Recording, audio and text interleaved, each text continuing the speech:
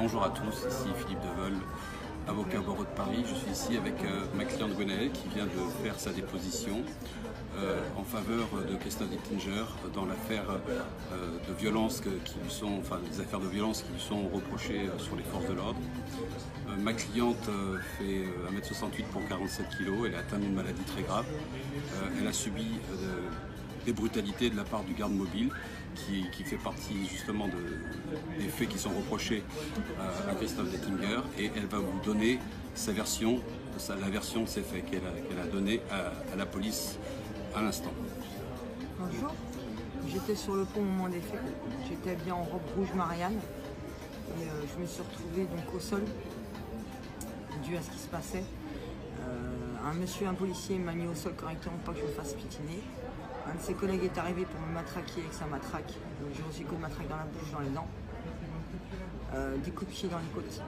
Et comme j'ai un problème pulmonaire, j'ai subi trop de coups, trop longtemps, j'y passais. M. Nittneger est arrivé, a attrapé le CRS et l'a viré de moi. Donc ce qui m'a permis de pouvoir me relever et partir. Parce que si je restais à me faire taper, c'était fini, mon poumon s'écroulait et j'y passais. Donc il m'a sauvé la vie. Donc voilà. Je venais de le dire en face aux policiers ce qui s'est passé réellement. Voilà, donc c'est une première étape, un témoignage. Les prochaines étapes, c'est la saisine du procureur de Paris pour coups et blessures subis par ma cliente, du dépôt de brutalité du garde mobile, et ensuite la saisine de l'IGPN, la police des polices, pour qu'une enquête soit faite sur les faits qui sont établis. Voilà, je vous remercie et à très bientôt. Le citoyen nécessite une force publique, donc c'est vous, on est d'accord. Voilà. Cette force est donc instituée pour l'avantage de tous, et non pour l'utilité particulière de ceux auxquels elle est confiée. Ça veut dire quoi, monsieur? Ça veut dire quoi? Ça veut dire ce qui est écrit. Oui, mais ça veut dire quoi, ça veut dire quoi? Ça veut dire que vous devez être contre l'État qui envoie des mauvaises choses contre le peuple, c'est tout. Vous êtes à nous, vous êtes notre armée, je tiens à vous le dire. Vous êtes notre armée. C'est réel, les gars, c'est réel. Lisez, regardez, c'est écrit, hein, je m'en parle. On est d'accord? Voilà, on est d'accord. On est d'accord.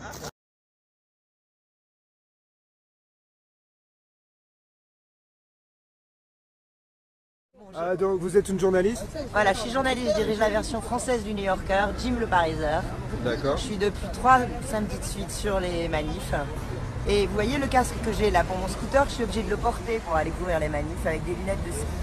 J'ai fait des conflits de guerre, j'ai jamais dû être équipée comme ça. Alors on parle d'une grande démocratie. C'est symbolique ce que vous nous dites là. On parle d'une grande démocratie, on parle de défendre les institutions depuis 2 jours, que ce soit Castaner, que ce soit Benjamin Griveaux. Mais les institutions, avant de les défendre, il faut les respecter. Et quand on parle au nom de la France, on a des devoirs. Les devoirs, par exemple, c'est quand il y a des bavures policières, et David Dufresne, le journaliste, en est au 238e signalement à la place Beauvau depuis 1 mois, sans aucune réponse du ministère de la Police, enfin de la police, oui, maintenant c'est le ministère de la Police, c'est pas de l'Intérieur, c'est juste de la police. Et il n'y a eu aucun retour du ministère de l'Intérieur sur toutes les bavures qui ont été commises. Alors il y avait 2 boxeurs ce week-end.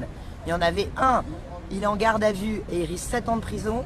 Il y en a un autre, il a eu la Légion d'honneur et il a eu pour l'instant un signalement administratif auprès des GPN, même pas pénal. Le 2 poids 2 mesures. Alors on se demande jusqu'à quand il va falloir des vidéos et jusqu'à quand LCI, BF Merde TV, parce que tout mon confrère, on l'appelle comme ça, jusqu'à quand BF Merde TV, LCI, CNews que j'ai vu samedi en train de filmer une petite poubelle pour essayer de montrer que la République gauche était en train de brûler. TF1, ça c'est même pas la peine, de toute façon on sait qu'ils sont pourris depuis longtemps, mais même le service public, France Inter, Nicolas Lemorand, la matinale qui hurle avec les loups depuis le départ, Sophia Aram qui le 24 décembre a fait une chronique absolument écœurante qui s'appelait Gilets jaunes magiques, où elle était en train de dire que vous étiez homophobe, vous étiez raciste, que vous étiez antisémite, et qu'avec un gilet jaune on pouvait tout se permettre. Quand ça va s'arrêter? Parce que nous les journalistes, moi j'ai 22 ans de journaliste derrière moi, j'ai une carte de presse et j'ai honte de mes confrères, j'ai honte de ce que j'appelle la grande manipulation, ce que j'ai mis sur mon site internet qui s'appelle Jim Le Pariser, là je me fais de la pub. Allez-y, allez-y. Ça s'appelle la grande manipulation, parce qu'aujourd'hui on n'informe plus, on fait de la fabrique d'information. On fait pas de la fabrique, pardon, d'opinion, voilà. C'est tout à fait ça.